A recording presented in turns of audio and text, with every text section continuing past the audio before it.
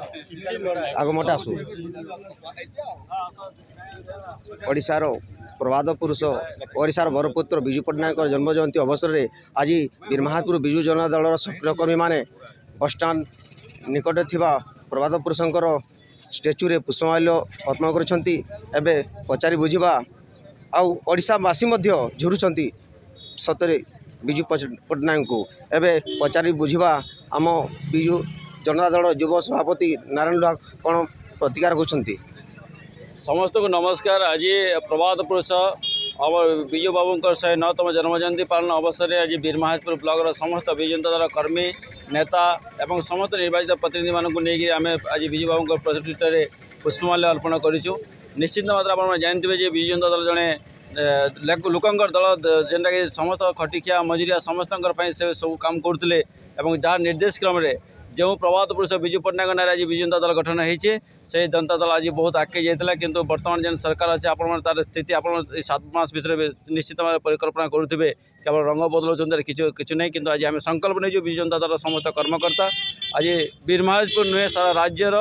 प्रत्येक ब्लॉक रे ये प्रकार कार्यक्रम चली आम समस्त संकल्प नहीं निश्चित मात्रा पुणी थे आमर प्रिय मुख्यमंत्री जे पूर्वतन मुख्यमंत्री नवीन पट्टनायक पुणी थे मुख्यमंत्री आसन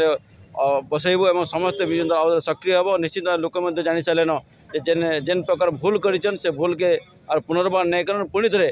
विजु जनता दल के आगे ने नवीन पट्टनायक हाथ मुंडे टाण करेंगे और समस्त आम भी संकल्प नहीं कि आगामी दिन में बीरमहापुर पुणी विजु जनता दल विजय हम ये कौन प्रकार सन्देह नहीं।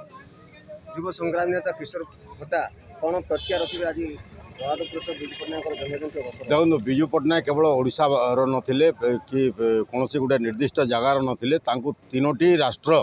सम्मान देइथिला एवं से इंडोनेशिया भूमिपुत्र मध्य थिले स्वर्गत प्रभात पुरुष विजु पट्टनायक। आज जो डबल इंजिन सरकार हैला परे से माने केवल रंग मारुछंती एवं ना परिवर्तन करछंती। दुख एवं परितापर विषय मार्च 5 को पंचायत राज दिवस भाव पालित हे आसुला दीर्घ वर्ष धरिकी आज ताकू परिवर्तन कर सरकार रंग परिवर्तन कला भाया पंचायत राज दिवस को मध्य परिवर्तन कर आउ गोटे कथा मु कहबी जे जो सरकार वर्तमान रही राज्य रे समान को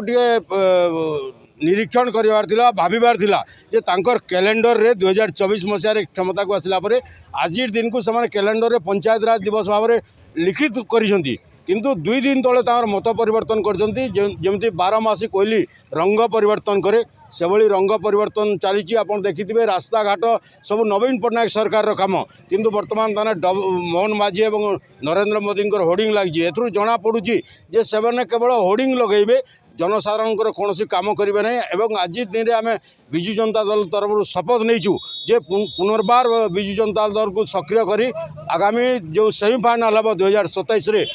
आम जिला परिषद पंचायत एवं पंचायत समिति दखल करूँ एवं जनसाधारण पूर्ण समर्थन विजु जनता दल प्रति रही कारण लोक गोटे भूल वशत मिछ कथार पहरी गले आगामी दिन में से भूल करेंगे ना। नवीन पट्टनायक को झुरुंट पुनर्बार विजु जनता दल क्षमतासीन हम सब दलगत निर्विशेष ओडिशा रे जो टाटा कंपनी विद्युत भी बारंबार चढ़ा दर विक्रय करुच्ची एवं गत मास ठारू पर यूनिट पिछा 26 पैसा वृद्धि करुच्ची अंचलवासी जानुंट कौन प्रतिक्रिया रखिए से जे केंद्र मंत्री होती से छाड़ हो बोली कहते जहाँ भाइराल होती धर्मेंद्र प्रधान एवं से 300 यूनिट बिजुली कथा कही मोदी देवे 300 यूनिट बिजुली फ्री कथा कही आमर एजेंडारे थिला जे आम 100 यूनिट बिजुली मागणार देबू लोक परिवर्तन करछंती एवं लोक बुझी जाइछंती जे ए सरकार केवल दरदाम वृद्धि करे एवं वर्तमान सरकार होची गोटे कॉर्पोरेट सरकार आदानी अंबानी एवं बड़ बड़ पुंजीपति मान को ये सरकार चिन्हिची गरीब लोक मान पेटरे लात मारुची एवं ताहा सठिक जवाब जनसाधारण निश्चित मात्रा आगामी दिन में देवे।